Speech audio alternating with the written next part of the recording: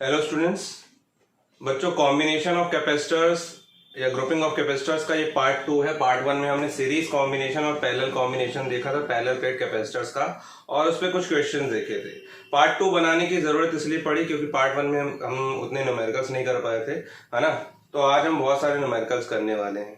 ठीक है, हमने पार्ट 1 में सिर्फ सीरीज और पैरेलल का कॉम्बिनेशन देखा था, सीरीज का पैरेलल का, फिर सीरीज पैरेलल का मिक्सिंग ग्रुपिंग देखा था, उसके क्वेश्चंस किए थे।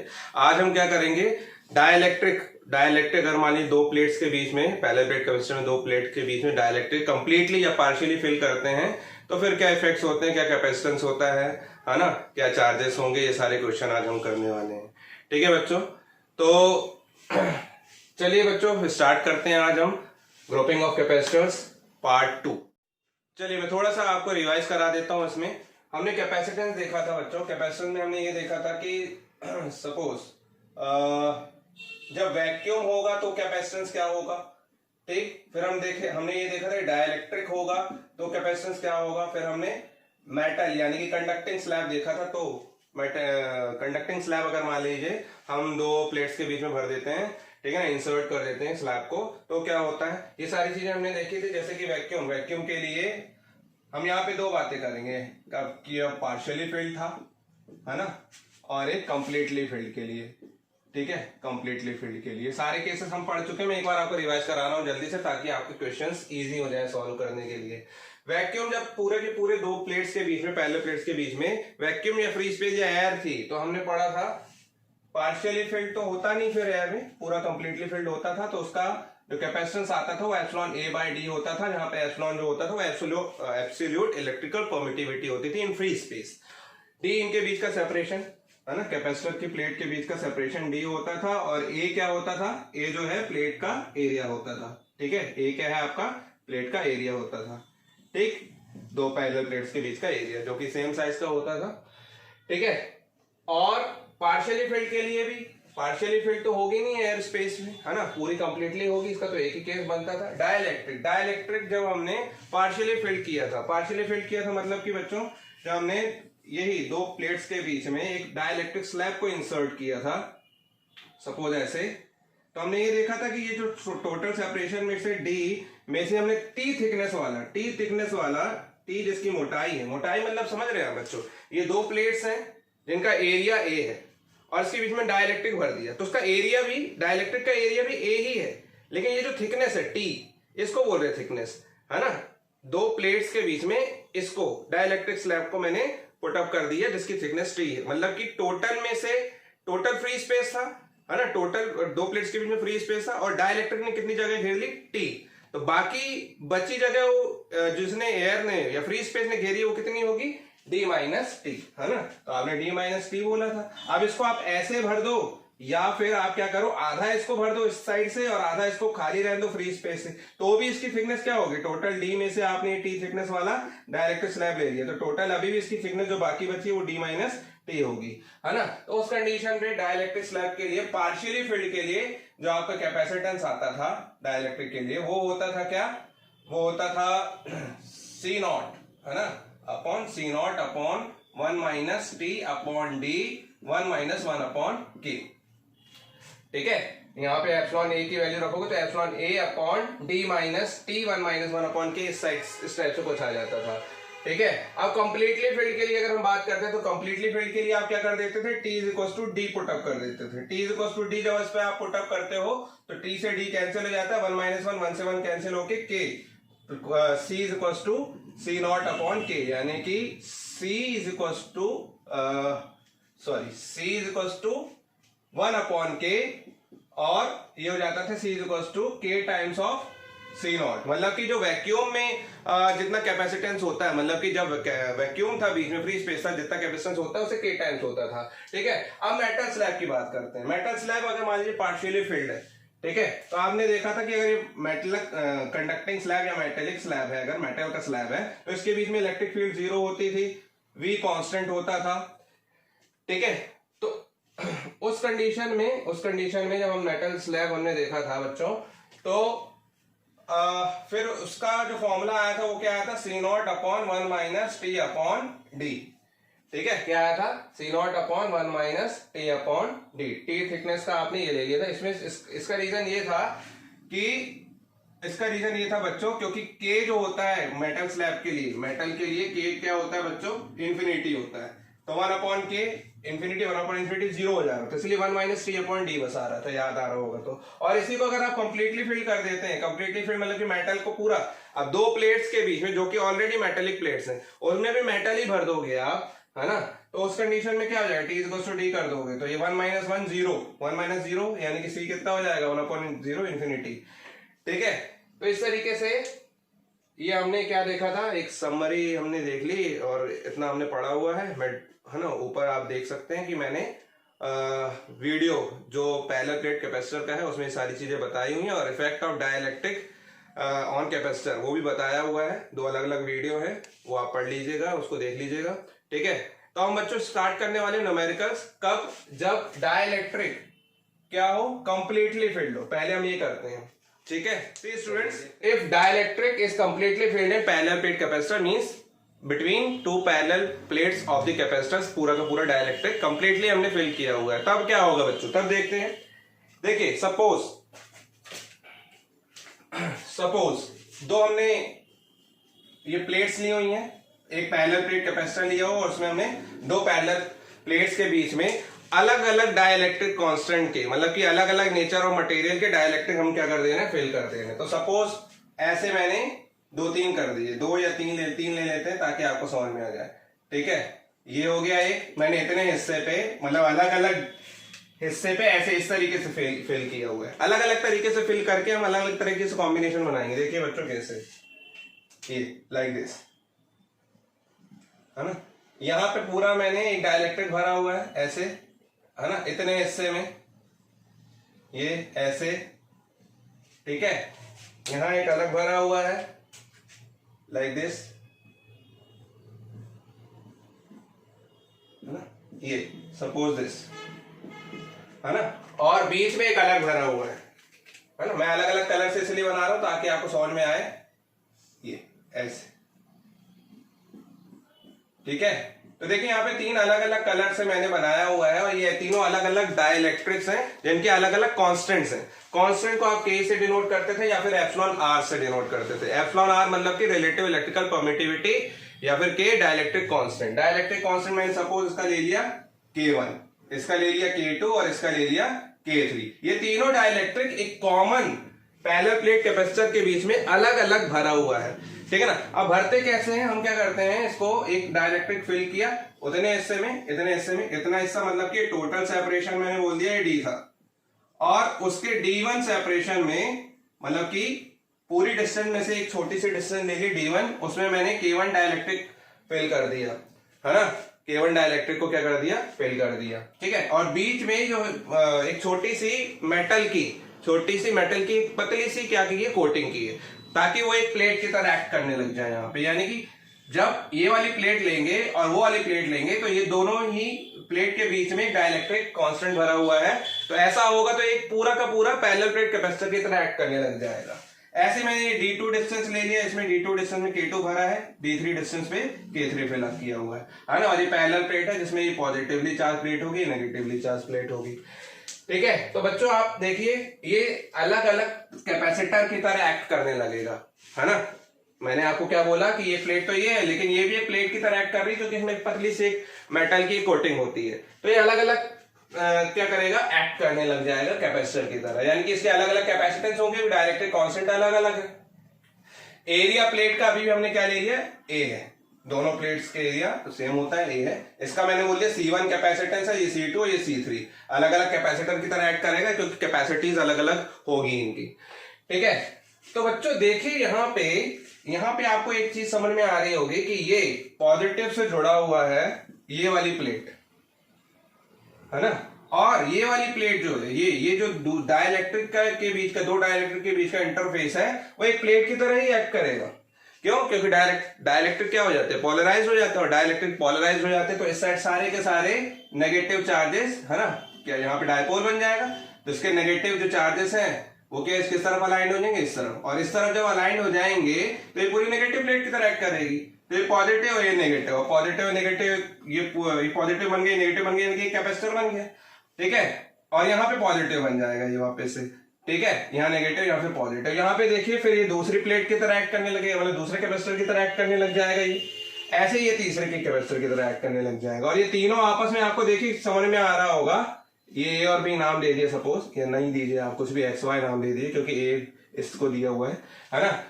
तो ये तीनों ही किसकी तरह एक्ट कर रहे हैं, कैपेसिटर, और कैसे कॉम्बिनेशन बना रहे हैं, सीरीज कॉम्बिनेशन बना रहे हैं, ठीक है, सीरीज कॉम्बिनेशन बना रहे हैं जिसकी कैपेसिटेंस क्या है, C1 C2 C3, ठीक है, सीरीज कॉम्बिनेशन बना रहे हैं, सीरीज में मतलब कि लगे हुए हैं सपोज, है ना, ऐसे।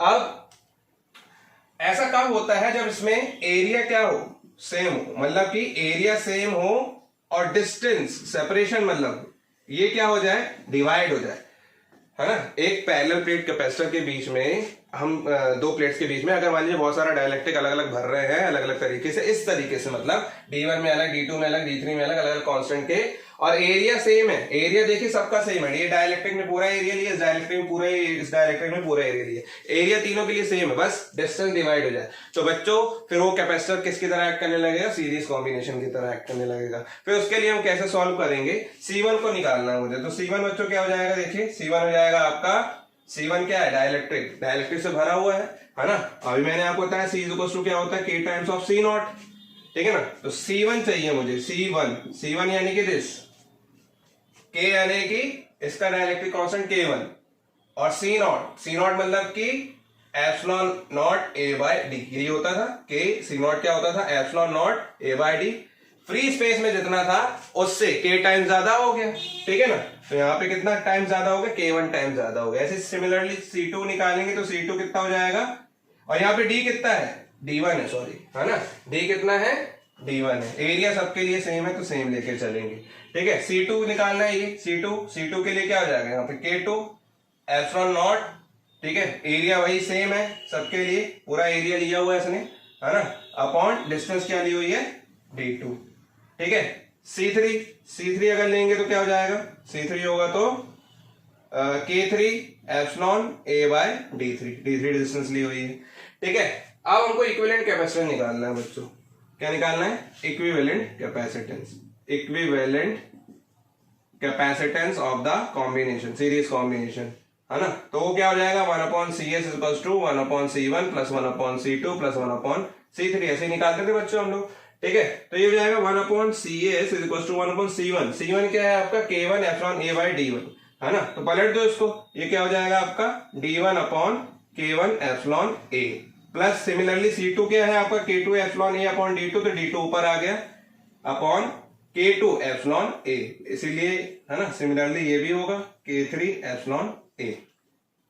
तो 1/CS आया आपका बच्चों, क्या कॉमन जो निकल रहा है ले लीजिए, 1/एप्सिलॉन A कॉमन निकल रहा है, अंदर बच रहा है D1/K1 plus D2/K2 plus D3/K3, ठीक है। फिर अपन को CS चाहिए भैया, CS चाहिए तो क्या करोगे, पहले तो इसको सॉल्व करोगे, एलसीएम एलसीएम लोगे तो ये K1 K2 K3 ऐसे आ जाएगा, और यहाँ पे क्या आ जाएगा, D1 के साथ K1 है तो K2 K3 आ जाएगा, प्लस D2 के साथ K2 है तो K1 K3 आ जाएगा, प्लस D3 के साथ K3 है तो K1 K2 आ जाएगा, ठीक है। तो इस तरीके से कॉम्बिनेशन बनेगा। अब मुझे इसको क्या करना है, रेसिप्रोकेट कर देना, क्योंकि मुझे इक्विवेलेंट कैपेसिटेंस चाहिए, तो मैं यहाँ पे लिख दे रहा हूँ CS इक्वल टू क्या हो जाएगा, एप्सिलॉन A, और यहाँ पे क्या आ जाएगा बच्चों, K1 K2 K3 upon what, D1 K2 K3 plus D2 K1 K3 plus D3 K1 K2, ये हो जाएगा सीरीज कॉम्बिनेशन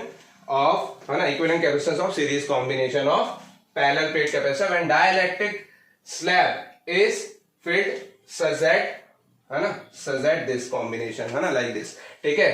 तो ये कैसे ऐड कर रहे हैं बच्चों, सीरीज की तरह ऐड कर रहे हैं, तो सीरीज में कुछ इस तरीके से इक्विवेलेंट कैपेसिटेंस बनेगा।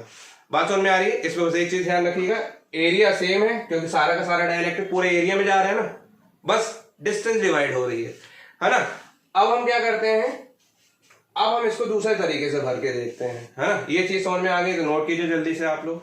देखिए अब दूसरी तरीके से हम इसको सॉल्व करने की कोशिश करते हैं। है ना, मतलब देखते हैं दूसरे तरीके से क्या कॉम्बिनेशन बनता है। फिर से हमने वही पैरेलल प्लेट ले ली, ठीक है, पैरेलल प्लेट ले ली हमने, जिसको वापस से हमने डी सेपरेशन लिया, पूरा का पूरा डी सेपरेशन, ठीक है। लेकिन अब मैं जो डाइलेक्ट्रिक भर रहा हूं कुछ इस तरीके से भर रहा हूं, ये एरिया ये है अभी भी, है ना, ये एरिया ये है, ये प्लेट का एरिया है। अब मैं इसको कुछ इस तरीके से भर रहा हूं कि नीचे वाला पोर्शन थोड़ा सा छोटा सा पोर्शन नीचे वाला, सपोज दिस, यहां से लेके यहां तक मैं एक डाइलेक्ट्रिक भर रहा हूं जिसका डाइलेक्ट्रिक कांस्टेंट कैसा है, K1 है ना, ये लाइक दिस, ऐसे फिल कर दिया मैंने, है ना। इसका डाइलेक्ट्रिक कांस्टेंट मैंने क्या ले लिया बच्चों, K1, ये। फिर इसके ऊपर मैंने एक और डाइलेक्ट, मतलब कि ये प्लेट है, दो प्लेट्स, उनके बीच में सबसे नीचे बॉटम पे मैंने K1 भर दिया। अब इसके ऊपर मैं इतने पोर्शन में डाइलेक्ट्रिक भर दे रहा हूं, क्या, K2, ठीक है, डाइलेक्ट्रिक मतलब जिसका डाइलेक्ट्रिक कांस्टेंट है K2, ठीक है, लाइक दिस। अगर आप देख पा रहे हैं अच्छे से, ठीक है, तो कुछ इस तरीके से मैं भर रहा हूं, है ना। तो इसका डाइलेक्ट्रिक कांस्टेंट है बच्चों क्या, K2, और इसके ऊपर एक और डाइलेक्ट्रिक फिलअप कर रहा हूं मैं, है ना, एक और डाइलेक्ट्रिक फिलअप कर दे रहा हूं ऐसे ब्लू कलर से, मतलब पूरी प्लेट को मैंने डाइलेक्ट्रिक से भर दिया, वो भी अलग अलग डाइलेक्ट्रिक कांस्टेंट से, है ना, अलग अलग डाइलेक्ट्रिक कांस्टेंट वाले डाइलेक्ट्रिक से, ठीक है। इसको जोड़ दे रहे हैं, यहां तक पूरा कंप्लीटली फिल्ड है, क्योंकि हम पढ़ ही रहे हैं कंप्लीटली फिल्ड के लिए, है ना, कंप्लीटली फिल्ड, सॉरी, है ना, कंप्लीटली फिल्ड, ठीक है। जिसका डाइलेक्ट्रिक कांस्टेंट यहां पे मैंने क्या ले लिया है, K3 लिया है। तो बच्चों इस बार देखिए डी सेपरेशन है, सेपरेशन में उतने ही सेपरेशन में तीनों डाइलेक्ट्रिक्स फिलअप हैं, बस एरिया अलग अलग, मतलब कि ये पूरा एरिया था, तो इस एरिया के, सपोज दिस एरिया, इसको नाम दे दिया मैंने A1 एरिया में K1 डाइलेक्ट्रिक भरा हुआ है, मतलब डाइलेक्ट्रिक कांस्टेंट वाला डाइलेक्ट्रिक भरा हुआ है, और ये एरिया है A2 जिसमें K2 डाइलेक्ट्रिक कांस्टेंट वाला डाइलेक्ट्रिक भरा हुआ है, ये एरिया है A3 जिसमें K3 डाइलेक्ट्रिक कांस्टेंट वाला डाइलेक्ट्रिक फिलअप है कंप्लीटली, है ना, ये कंप्लीटली फिलअप हो गया अलग अलग डाइलेक्ट्रिक से। लेकिन यहां पे क्या हो गया है, एरिया डिवाइड हो गया है, एरिया क्या हो गया है, डिवाइड, जबकि सेपरेशन कैसा है, सेम। और जब भी ऐसा होता है कि एरिया डिवाइड हो जाए और सेपरेशन सेम हो, तो वो क्या बन जाता है बच्चों, पैरेलल, है ना, पैरेलल प्लेट कैपेसिटर बन जाएगा वो यहाँ पे। तो इसमें एरिया डिवाइड और डी सेम है, इसमें सेपरेशन बीच में सेम है, सिर्फ एरिया क्या हो रहा है यहाँ पे, डिवाइड हो रहा है बच्चों, है ना। तो उस कंडीशन में क्या होगा, उस कंडीशन में ये पैरेलल प्लेट कैपेसिटर की तरह एक्ट कर रहा है। कैसे कर रहा है, पैरेलल प्लेट कैपेसिटर की तरह यहाँ पे सपोज मैंने यहाँ से दो ए और बी, दो टर्मिनल निकाल लिए अगर मान लीजिए, है ना, तो दो टर्मिनल निकाल लिए, तो ये कैसे बनेगा, ये ए टर्मिनल है, यहाँ से थोड़ा ब्लैक पेन आपको दिखाई देता होगा अच्छे से, तो बता दे रहा हूं, ये ए टर्मिनल है, और ए टर्मिनल से ये क्या बना रहा है, ए टर्मिनल से ये बना रहा है क्या, दिस, है ना, देखिए ये कैपेसिटर बना रहा है, ये कैसे करके, ठीक है, इसका नाम दे दे रहा हूं मैं C3, ये हो गया C3 क्योंकि K3 था, और यहां से मैंने बना दिया क्या, C2, और यहां से क्या बना दिया मैंने, C1, ये क्या नाम दे दिया मैंने इसका, C1, है ना। इस तरीके से तीन कैपेसिटर पैरेलल में बन रहे हैं, देखिए ये और ए से ये जा रहा है, एक ये जा रहा है और एक ये जा रहा है बी की तरफ, तो ये पैरेलल में लगे हुए हैं बच्चों कैपेसिटर। तो पैरेलल में लगे हुए हैं अगर मान लीजिए, तो उस कंडीशन में आपका टोटल इक्विवेलेंट कैपेसिटेंस क्या होगा, टोटल इक्विवेलेंट कैपेसिटेंस क्या होगा, C equals to C1 plus C2 plus C3। C1 मैंने अभी आपको बताया, C1 क्या होगा, K1, ये C1 हो गया यहाँ पे, ये C2 हो गया और ये C3, तो ये आएगा क्या, K1, इसका डाइलेक्ट्रिक कांस्टेंट एप्सिलॉन नॉट, है ना, एप्सिलॉन नॉट, K1 तो हमने डाइलेक्ट्रिक कांस्टेंट ले लिया, एप्सिलॉन नॉट, इसके साथ एरिया क्या लोगे, एरिया लोगे A1, और D क्या है, सेम है इसमें, प्लस C2 क्या होगा, K2 epsilon not A2 area क्या है A2 अपॉन डी प्लस इसका कैपेसिटेंस लोगे तो क्या हो जाएगा K3 epsilon not A3 area इसका है ना अपॉन डी। इस तरीके से सॉल्व करोगे, जो कॉमन आ रहा है वो ले लीजिए, एप्सिलॉन अपॉन डी आ रहा है तो यहां आ जाएगा K1 A1 plus K2 A2 plus K3 A3। ठीक है, तो ये आगे टोटल इक्विवेलेंट कैपेसिटेंस। ठीक, कब? जब एरिया डिवाइड हो रहा हो और सेपरेशन बीच में सेम हो, तो उस कंडीशन में ये किसकी तरह एक्ट करता है? पैरेलल प्लेट कैपेसिटर के कॉम्बिनेशन की तरह एक्ट करता है ना। तो इस तरीके से इक्विवेलेंट कैपेसिटेंस हम ऐसे निकालते हैं। ठीक है, समझ में आ गया होगा। तो चलिए इसके बाद सीरीज और पैरेलल का मिक्स ग्रुप कॉम्बिनेशन हम देखते हैं ना। तो इसको नोट कर लीजिए जल्दी से। सी स्टूडेंट्स, अगर मान लीजिए आप कुछ इस तरीके से दे कि ये एक प्लेट है पूरी, सपोज है ना, ऐसे बना दे रहा हूं प्लेट को, अब ऐसे है ना, मेरा बोर्ड छोटा है तो ऐसे करके बना दे रहा हूं। दो प्लेट्स ऐसे रखे, अभी तक ऐसे रखी थी, ऐसे रखी हैं। ठीक है, ये दो प्लेट्स हैं, ऐसे करके थोड़ा अच्छा सुंदर सा डायग्राम बनाने की कोशिश कर रहा हूं मैं, ये जो कि मेरे से कभी बनता नहीं है, लेकिन कोशिश तो करना पड़ता है। ठीक है, ये दो प्लेट्स हैं पैरेलल प्लेट जिनका एरिया ए है ना, ये टोटल एरिया कितना है? ए है ना। और यहां से दो टर्मिनल निकाल दिए मैंने, सपोज दिस एक्स वाई ले लो है ना, और बीच में मैं कुछ डाइलेक्ट्रिक फिल कर रहा हूं। ठीक है, सपोज इतना एरिया मैंने अलग डाइलेक्ट्रिक से फिल कर दिया। ठीक है, लाइक दिस, इससे भर देता हूं इसको,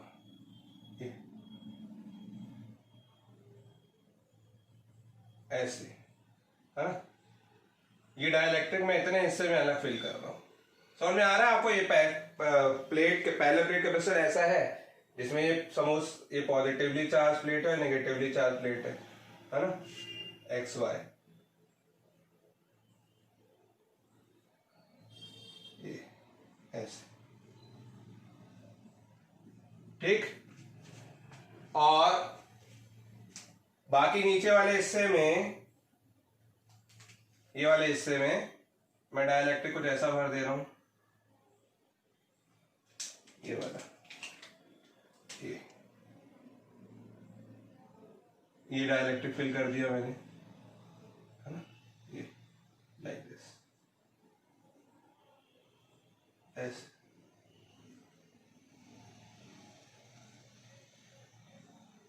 है ना, ये डाइलेक्ट्रिक भर दिया। और बाकी बचे हिस्से में, आधे हिस्से में हमने क्या कर दिया? ये डाइलेक्ट्रिक फिलअप कर दे रहे है ना, ये वाला ऐसे।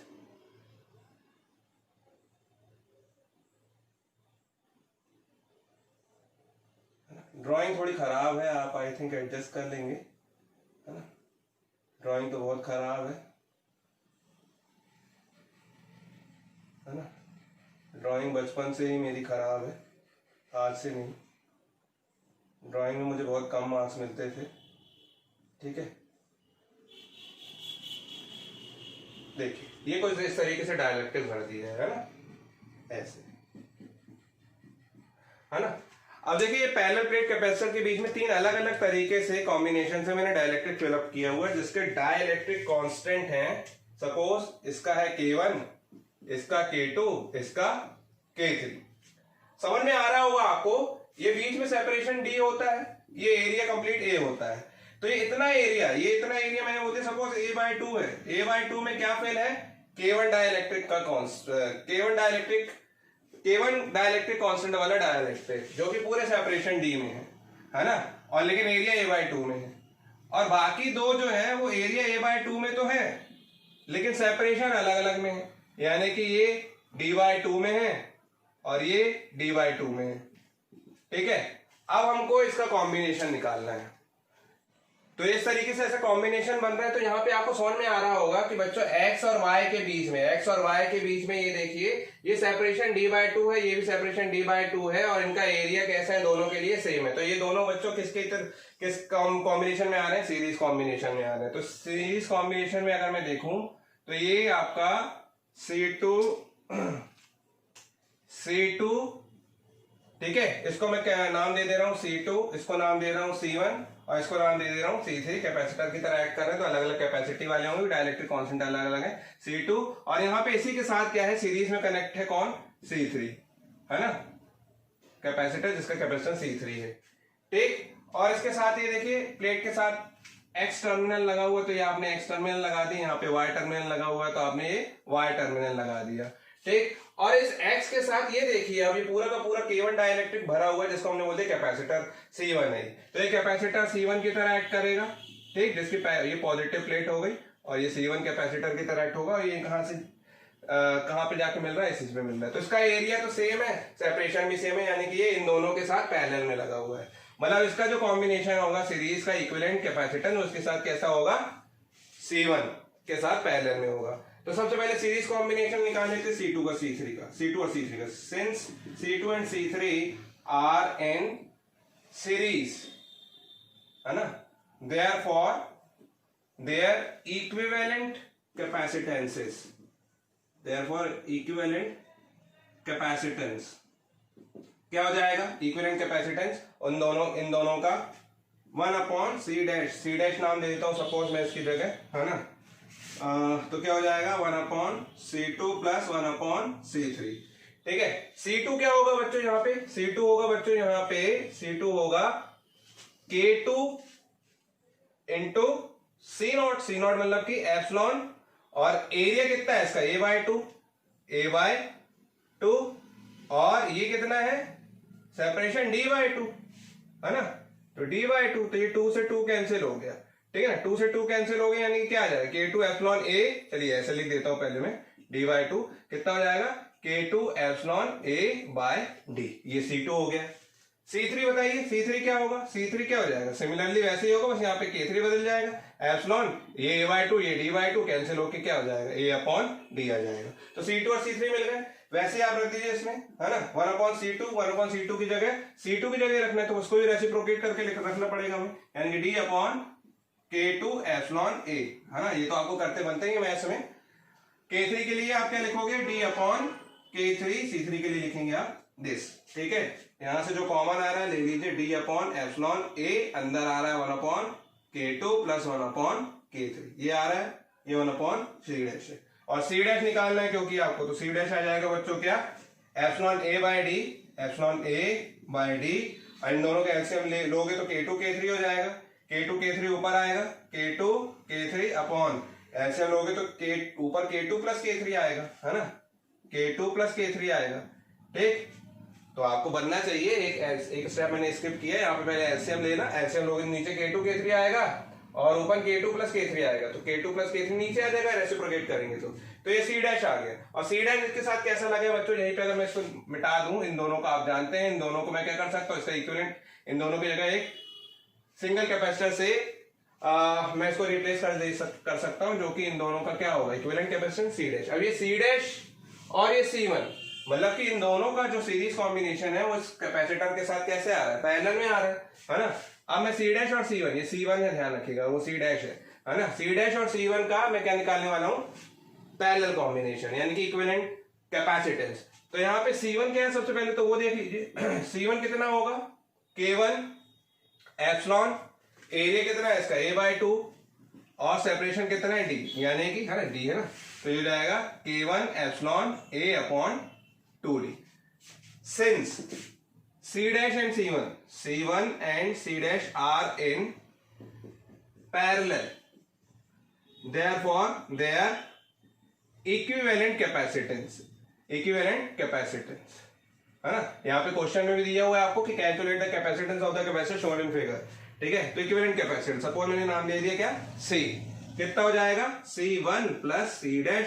C1 कितना है बच्चों, C1 है आपका K1 epsilon A/2D plus C dash क्या है बच्चों, C डैश अभी आपने ये निकाला epsilon A/D K2 K3/K2 plus K3, ये आ गया आपका। इसमें से जो कॉमन आ रहा है सिंप्लीफाइड फॉर्म में रखना है आपको, लिखना है आपको, तो एप्सिलॉन A/D मुझे कॉमन नजर आ रहा है, तो आप ये बाहर निकाल लीजिए, एप्सिलॉन A/D की जगह C0 भी लिख सकते हैं आप। ठीक है, यहाँ पे आपका क्या बच रहा है बच्चों, K1/2D प्लस यहाँ पे K2 K3 upon K2 plus K3, और आगे सिंप्लीफाई करना तो एलसीएम लेके कर सकते हैं, है ना। तो ये इसका आंसर हो गया बच्चों। इसमें D कॉमन है ना, तो D बाहर निकलेगा बच्चों, K1/2 plus K2 K3 upon K2 plus K3 होगा, ठीक है। तो देखिए बच्चों, ये पैरेलल आपको समझ में आया, वो दो सीरीज कॉम्बिनेशन का, जब हमने दोनों का सीरीज कॉम्बिनेशन निकाला तो इसके साथ पैरेलल में था, फिर इन दोनों का इक्विवेलेंट कैपेसिटेंस इतना आ रहा है आपका, ठीक है। बहुत ही इजी था ऐसा क्वेश्चन, अभी हमको और भी करने हैं इस टाइप के क्वेश्चन, ठीक है। आप जल्दी से इसको नोट कर लीजिए, स्क्रीनशॉट ले लीजिए। सी स्टूडेंट, एक क्वेश्चन यहाँ पे दिया हुआ है आपको, दो फिगर ड्रॉ है, उसमें क्वेश्चन दिया capacitor is filled with two dielectrics of the dimensions but a dielectric constant 2 and 3 respectively. Find the ratio of capacitances in the two arrangements shown in figure. है ना, दो डायलेक्ट्रिक भरे हुए K1 K2 जिनकी values दी हुई हैं 2 and 3, ठीक, और K1 K2, लेकिन इसमें इस तरीके से फिल अप है और इसमें इस तरीके से, मतलब कि ये देखिए यहाँ पे एरिया, यहाँ पे सेपरेशन डिवाइड हो रहा है और एरिया सेम है, डायलेक्ट्रिक ने एरिया सेम ऑक्यूपाई किया हुआ है, सेपरेशन अलग अलग है, तो ये सीरीज कॉम्बिनेशन दिखाई दे रहा है, और यहाँ पे एरिया जो है आपका डिवाइड होता हुआ नजर आ रहा है, सेपरेशन सेम है, तो ये पैरेलल में आपको समझ में आ रहा होगा, है ना, कि यहाँ पे दो कैपेसिटर ऐड कर रहे हैं सीरीज में, दो कैपेसिटर ऐड कर रहे हैं पैरेलल में, और उन्हीं का रेशियो निकालना, मतलब कैपेसिटेंसेस का रेशियो, तो आपसे आई थिंक बन जाएगा। फिर भी मैं आपको एक बार बता दे रहा हूँ, एक बार देखिए, है ना। लेकिन सॉल्व करने का तरीका ये होता है बच्चों कि पहले वैल्यू पुटअप मत कीजिए, पहले इसका एक्सप्रेशन निकालिए, फिर वैल्यू पुटअप कीजिए, तो आपके लिए इजी हो जाएगा, और आपको समझ में आ गया है तो आप डायरेक्ट शॉर्ट ट्रिक से भी कर सकते हैं, है ना। तो देखिए, लेकिन कॉम्पिटेटिव में कर सकते हैं, अगर आपका बोर्ड है तो बोर्ड में आपको आ गया कि सॉल्व करके बताइए, वैसे तो मार्क्स के अकॉर्डिंग आप पूरा का पूरा स्टेप बाय स्टेप करेंगे, है ना। तो फिर पहले हम बात करते हैं in figure A, in figure A अगर मान लीजिए जो डाइलेक्ट्रिक कांस्टेंट इसमें ये भरा हुआ है, इसको मैंने नाम दे दिया क्या, C1, ठीक है, और इसको नाम दे दिया C2, ठीक। अब यहाँ पे एरिया अलग था तो इसको नाम दे रहा हूँ C3, इसको नाम दे रहा हूँ C4, ठीक है। ये अलग अलग कैपेसिटेंसेस मैंने नाम दे दिए हैं। तो C1 और C2 आपको समझ में आ रहा होगा, since C1 and C2 are in series, जब सीरीज में होंगे तो आप जानते हैं 1/C इक्वल टू क्या हो जाएगा, 1/C1 प्लस 1/C2, जिसका डायरेक्ट कॉम्बिनेशन आपको पता है, C' नाम दे रहा हूँ, इनका इक्विवेलेंट कैपेसिटेंस क्या है ना, C' है सपोज, तो क्या हो जाएगा वो C1 C2 upon C1 plus C2, ये आपको पता है ना। एलसीएम लेने पे ऐसे ही आएगा, फिर उसके बाद रेसिप्रोकेट करोगे तो C1 कितना होगा बच्चों, C1 होगा K1 एप्सिलॉन नॉट ए, है ना, K1 epsilon not a, area तो पूरा ऑक्यूपाई किया है, अपॉन में ये कितना है D/2, तो D/2 2 ऊपर चला गया बच्चों ये, ठीक है। सिमिलरली C2 क्या होगा बच्चों, K2 एप्सिलॉन नॉट ए, है ना, C2 कितना होगा, K2 epsilon not a, area पूरा है, D/2, तो D/2 वापस से क्या हो जाएगा D, और ये 2 ऊपर चला गया, ठीक है, ये दो आपके C1 C2 आ गए। सेम इसी को आपको प्लस कर देना है नीचे, यानी कि 2K1 epsilon A upon D plus 2K2 epsilon A by D, ये आ जाएगा। तो C डैश प्यारे बच्चों आ जाएगा हमारा क्या, 2 2 जा 4, 2 2 जा 4, K1 K2 और ये एप्सिलॉन ए बाय डी का होल स्क्वायर। आ रही बात समझ में, नीचे से epsilon A by D common ले लीजिए, नीचे से एप्सिलॉन ए बाय डी और 2 भी कॉमन ले लीजिए, तो 2 epsilon A by D common लेने पे आ जाएगा आपका क्या, K1 प्लस K2, ये आ गया। एक एप्सिलॉन ए बाय डी से एक epsilon A by D cancel हो रहा है आपका, ठीक है। तो ये हो जाएगा बच्चों क्या, C1 C dash equal to क्या हो जाएगा, 2 2 जा 4 भी कैंसिल हो गए, तो ये हो जाएगा आपका 2K1 K2 upon 2K1 K2 epsilon A by D, तो डी इसके साथ पूरे के साथ मल्टीप्लाई हो जाएगा, क्या आ जाएगा, K1 प्लस K2, है ना। चलिए, तो ये C डैश आ गया क्या, इसका फिगर ए के लिए अगर हम निकालेंगे तो ये C डैश इसका इक्विवेलेंट कैपेसिटेंस आ गया। अब बात करते हैं इन फिगर बी के लिए, है ना, इन फिगर बी अगर आ जाएगा इसमें तो ठीक है, नहीं तो मुझे रफ करना पड़ेगा, आप नोट करते जाएंगे साथ साथ, ठीक है। इन फिगर बी देखिए यहाँ पे C3 and C4 are in parallel, C3 and C4 are in parallel, then अब मैं सी डैश नाम दे दे रहा हूं उसको, है ना, सी डबल डैश नाम दे दे रहा हूं, इनके इक्विवेलेंट कैपेसिटेंस को क्या नाम दे दे रहा हूं, सी डबल डैश। तो क्या हो जाएगा C double dash, C3 plus C4, simple, क्योंकि ये पैरेलल में है, क्योंकि यहाँ एरिया डिवाइड हो रहा है, सेपरेशन सेम है, अभी हमने देख लिया, है ना। C3 क्या होगा बच्चों, C3 होगा K1 एप्सिलॉन, एरिया कितना है A/2 और सेपरेशन कितना है बच्चों, पूरा का पूरा D, है ना, तो A/2D हो जाएगा बच्चों। और C4 क्या होगा, C4 वैसे ही होगा K2 एप्सिलॉन A/2D। तो सॉल्व करने पे आएगा आपका बच्चों यहाँ पे एप्सिलॉन A/2D कॉमन, यहाँ आ जाएगा K1 प्लस K2, है ना।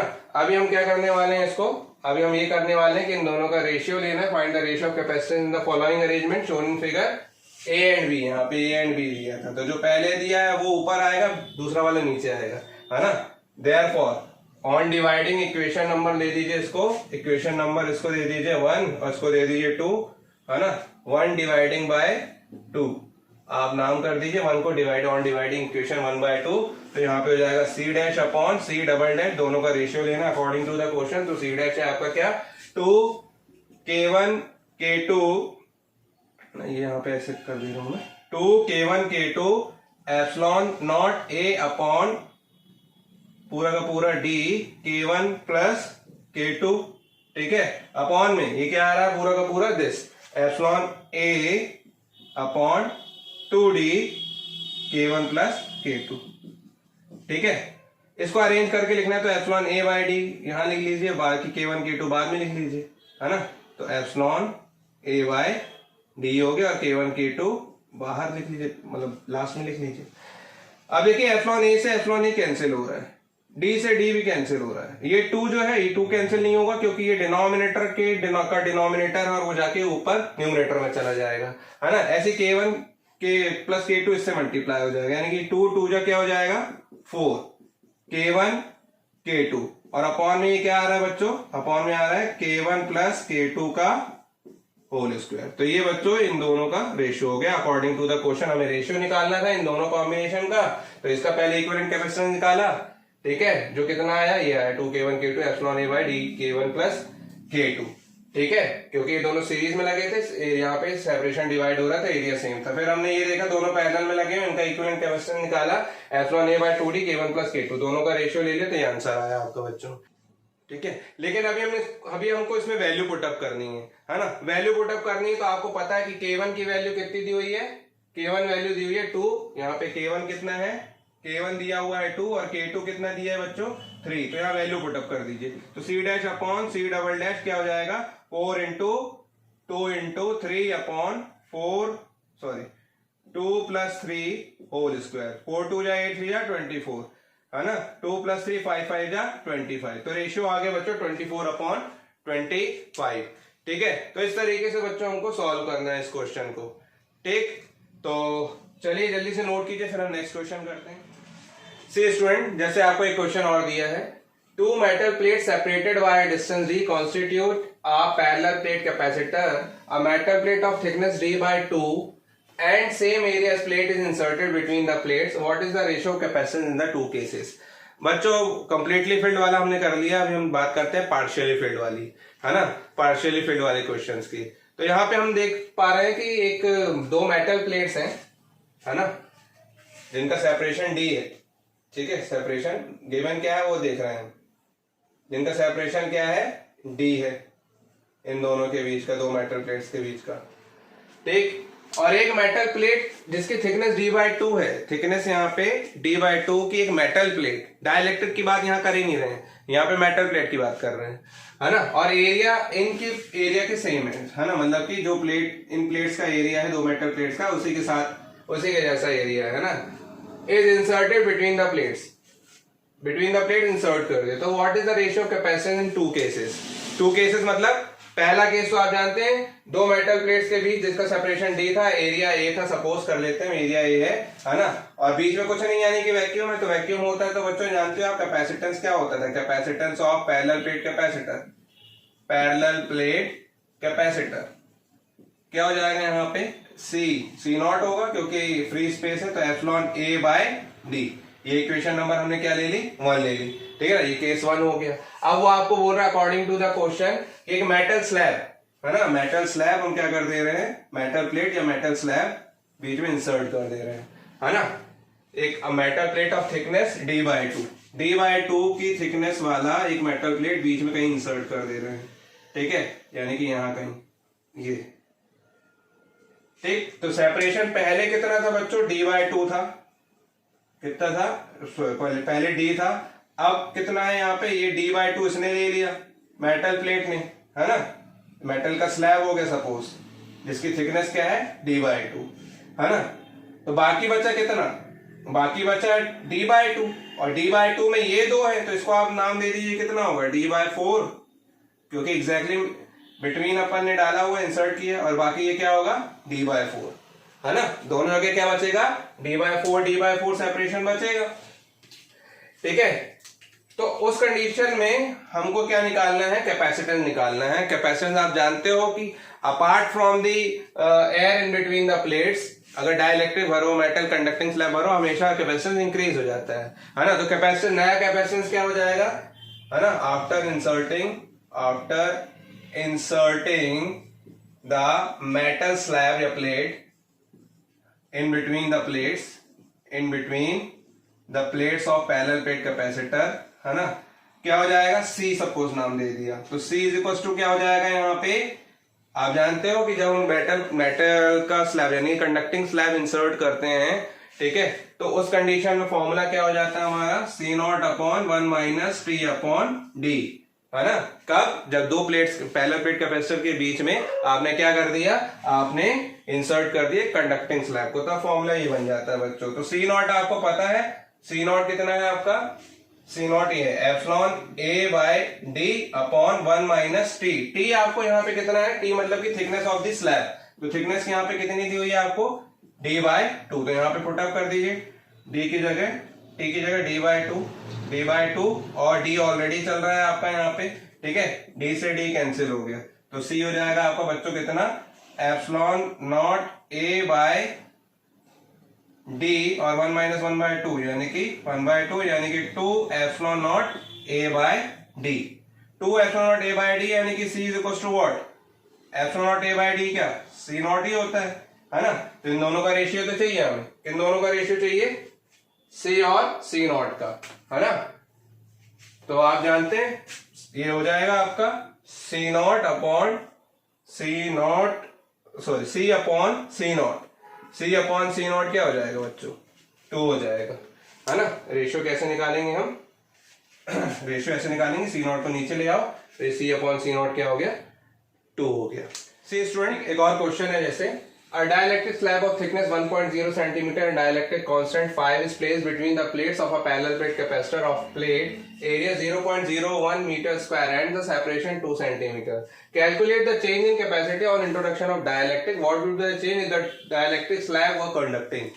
है ना। यहाँ पे देखिए आपको एक क्वेश्चन दिया जिसमें एक डाइलेक्ट्रिक स्लैब है जिसकी थिकनेस 1.0 सेंटीमीटर है ना, जो गिवन है वो तो लिखते चलो। थिकनेस डाइलेक्ट्रिक स्लैब की कितनी है, 1 सेंटीमीटर, 1.0 मतलब कि 1 सेंटीमीटर, मतलब 10⁻⁻2 metre, and dielectric constant 5, dielectric constant मतलब कि K यानी कि εr कितना दिया हुआ है आपको, 5 दिया हुआ है, ठीक है। The plates of parallel plate capacitor of plate area भी दिया हुआ है बच्चों, एरिया कितना दिया 0.01 मीटर स्क्वायर, मीटर में दिया हुआ, कोई दिक्कत नहीं है इसको, लेकिन लिखेंगे तो हम कैसे लिख देंगे 10⁻2 मीटर स्क्वायर, है ना। 0.01 को ऐसे लिखेंगे 1/100 यानी कि 10⁻2 मीटर स्क्वायर।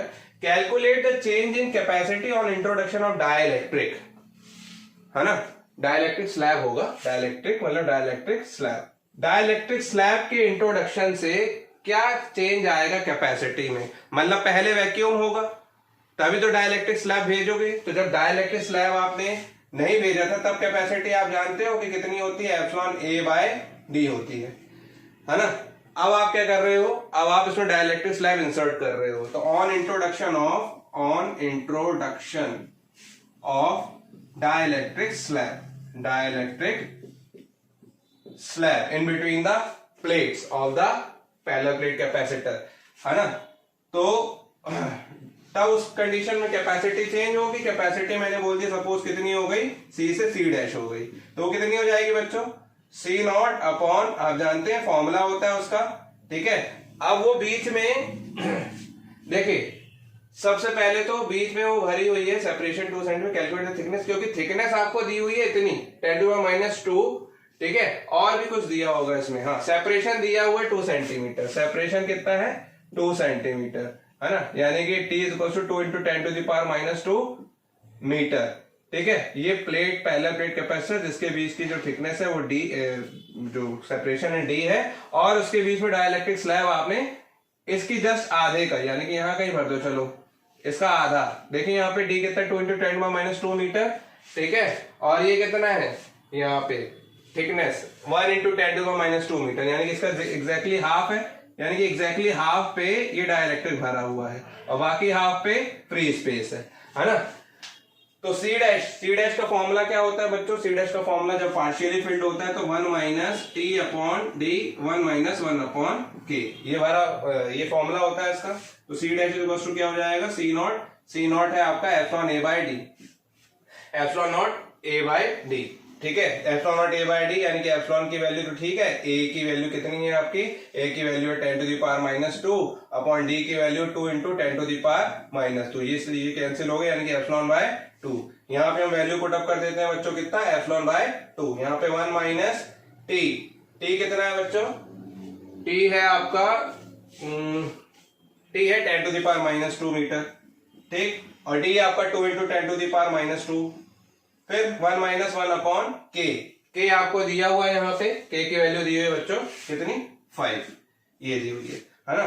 सॉल्व करोगे तो ये हो जाएगा आपका एप्सिलॉन बाय 2, नीचे 1 माइनस, ये कैंसिल हो रहा है आपका, नीचे 1 माइनस 1/2, 1/2, 1 माइनस 1/2, और 5 माइनस 1 दैट इज 4/5, 4/5 हो गया आपका ये, है ना, 1/2, ये हो जाएगा 5 माइनस 1 4/5, ये 2 से 2 कैंसिल, 4 कैंसिल होगा, 2 2 जा 4, 2/5, 5 माइनस 2/3/5, यानी कि आ जाएगा बच्चों क्या, सॉल्व होने पे एप्सिलॉन अपॉन 2 मल्टीप्लाई बाय 3, और यहाँ पे क्या आ जाएगा 5 माइनस 2 3/5, यानी कि 5 ऊपर आ गया और नीचे आ गया दिस, यानी कि ये हो गया आपका ये हो गया आपका कितना 5 एप्सिलॉन नॉट अपॉन 3 2 जा 6, 5/6 एप्सिलॉन नॉट, ठीक है। एप्सिलॉन नॉट की वैल्यू हम बाहर में पुट अप करेंगे, ठीक। लेकिन हमको अभी ये बताना है कि पहला question, calculate the change in capacity on introduction of dielectric slab, कितना कैपेसिटी में चेंज हुआ, तो कैपेसिटी तो इंक्रीज ही हुई होगी, क्योंकि जब डाइलेक्ट्रिक स्लैब इंसर्ट करें या कंडक्टिंग स्लैब इंसर्ट करें इंक्रीज ही होती है, तो इंक्रीज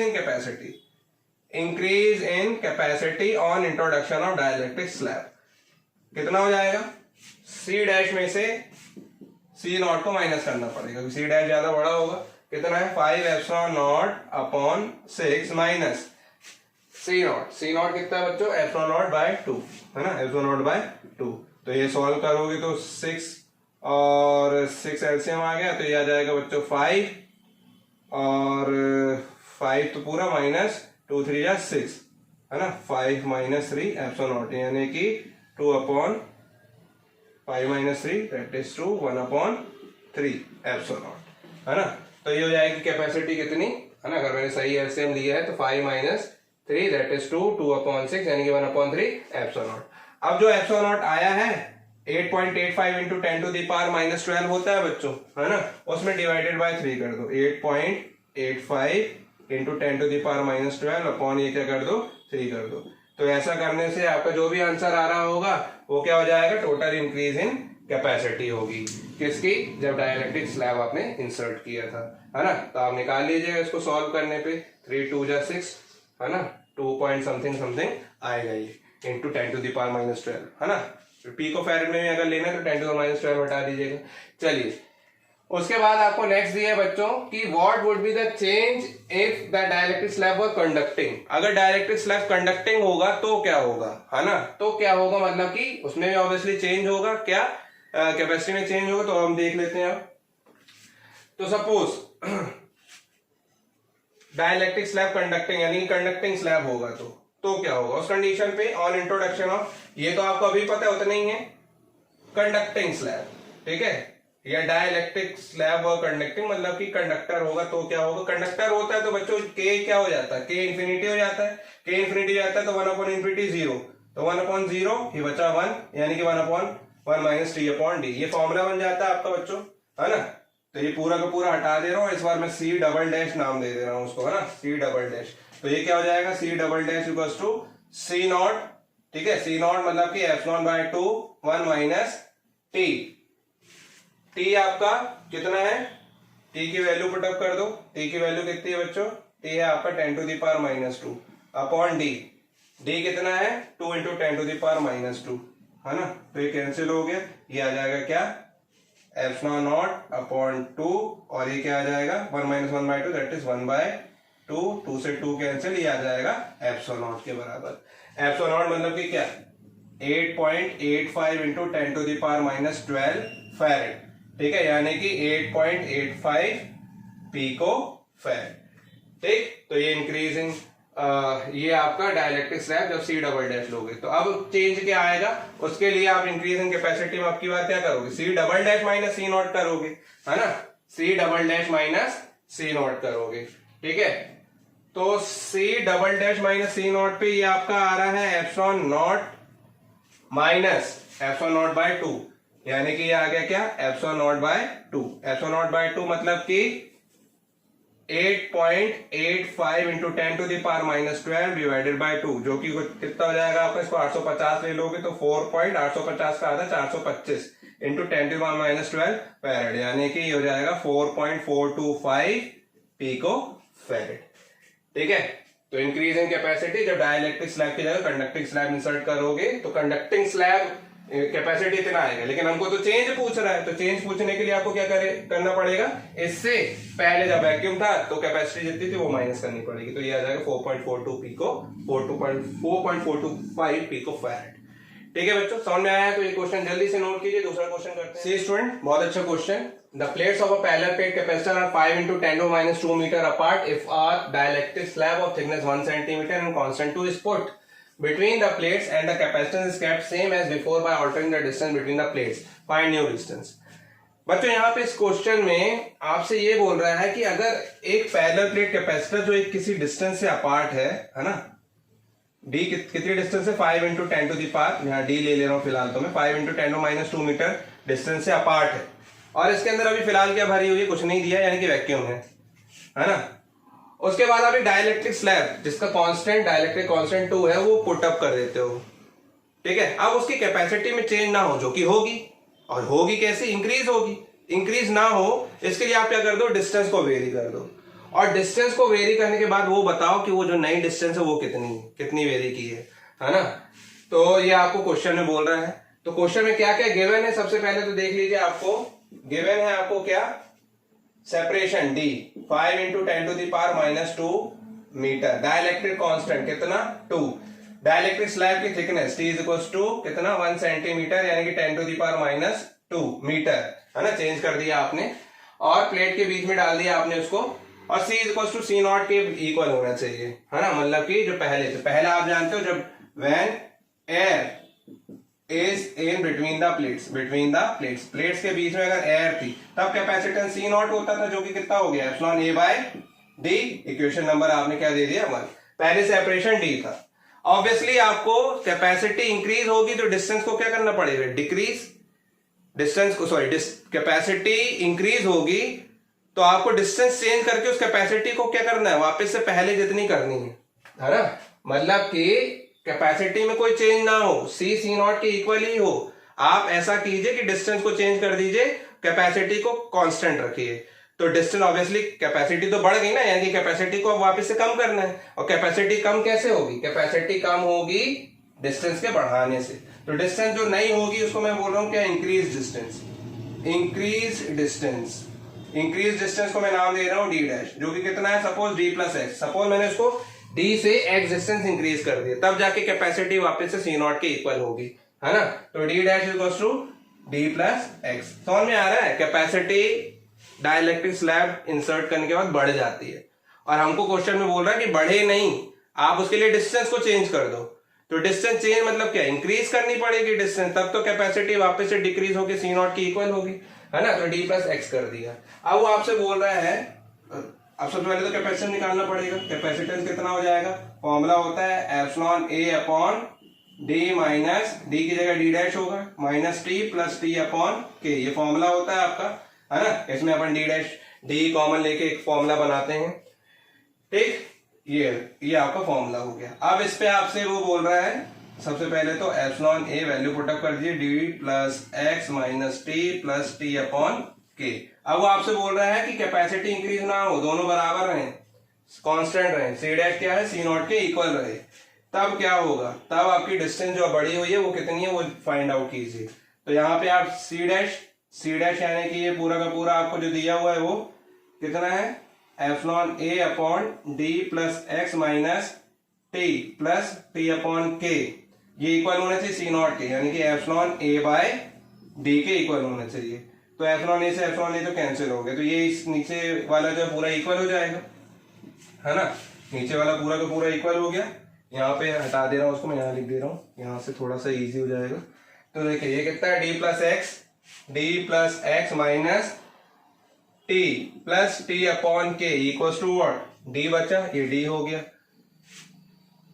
ठीक है। तो ये डी से आपका डी कैंसिल हो जा रहा है, तो एक्स इक्वल्स टू क्या हो जाएगा, माइनस टी की जगह plus T minus T upon के हो जाएगा, यानी कि x इक्वल्स टू टी आपको दिया है बच्चों, यहाँ पे टी कितना दिया हुआ है 10 to the power -2 minus 10 to the power -2 upon K कितना दिया है 2, यानी कि 1 minus 1/2 into 10 to the power -2, ये आपका x आया। और वो आपसे पूछ रहा है फाइंड न्यू डिस्टेंस, मतलब कि अब दो डिस्टेंस मतलब न्यू सेपरेशन क्या है, तो सेपरेशन क्या है आपका d dash equals to d plus x, d आपको पहले से दिया रखा है कितना 5 इंटू 10 टू दी पावर -2, उसमें आप क्या कर दो एक्स को इंटू कर प्लस कर दो 10 टू दी पावर 1/2 इंटू 10 -2, तो ये कितना हो जाएगा 5 2 जा 10 प्लस 1 11, है ना, 5 2 जा 10 प्लस 1 11 अपॉन 2, 5 2 जा 10 plus 1 11 into 10 to the power -2, जो कि कितना हो गया आपका 2 5 जा 10 to 5.5 into 10 to the power -2 metre, ये नई डिस्टेंस हो जाएगी। तो बढ़ गई ना डिस्टेंस, 5 थी पहले, अब 5.5 इंटू 10 टू -2 मीटर हो गई, ठीक है बच्चों। तो इस तरीके से बहुत अच्छा क्वेश्चन था, सॉल्व किया जाता है, ठीक है। चलिए अब इसके बाद एक क्वेश्चन, एक अलग टाइप का क्वेश्चन और देखते हैं, जल्दी से उसको नोट कीजिए पहले। See student, next question, what is the capacitance of 4 plates each of area A at a distance D in air. बच्चों ये थोड़ा सा डिफरेंट टाइप का क्वेश्चन है। देखिए यहाँ पे 2 मेटल प्लेट्स लगी हुई हैं, प्रॉन्च आपने देखा होगा, प्रॉन शेप के, एक मेटल प्लेट ए है जो इस तरीके से बनी हुई है और इसी के अंदर एक मेटल प्लेट बी लगी हुई है बच्चों। तो सपोज हमने इसके दोनों ए और बी टर्मिनल को हमने सपोज बैटरी के टर्मिनल से जोड़ दिया, ए को हमने पॉजिटिव टर्मिनल से जोड़ दिया और बी को नेगेटिव टर्मिनल से जोड़ दिया, तो सारे के सारे पॉजिटिव चार्ज ए पे यहाँ पे आ जाएंगे, है ना, लाइक दिस, है ना, अंदर भी ऐसे ही रहेंगे, इसके इनर साइड एक्यूमुलेट हो जाएंगे, है ना, और यहाँ पे भी ऐसे पॉजिटिव चार्जेस सारे के सारे एक्यूमुलेट हो जाएंगे, इनर साइड भी होंगे, ठीक। और क्योंकि आपने ये नेगेटिव चार्जेस दिए हुए हैं इसमें, मतलब नेगेटिव टर्मिनल से जोड़ा, तो सारे के सारे नेगेटिव चार्जेस यहाँ पे एक्यूमुलेट हो जाएंगे लाइक दिस, और यहाँ पे भी ऐसे, ये है ना, क्योंकि पूरा नेगेटिवली चार्ज हो जाएगा ये पूरा, ठीक, इस तरीके से।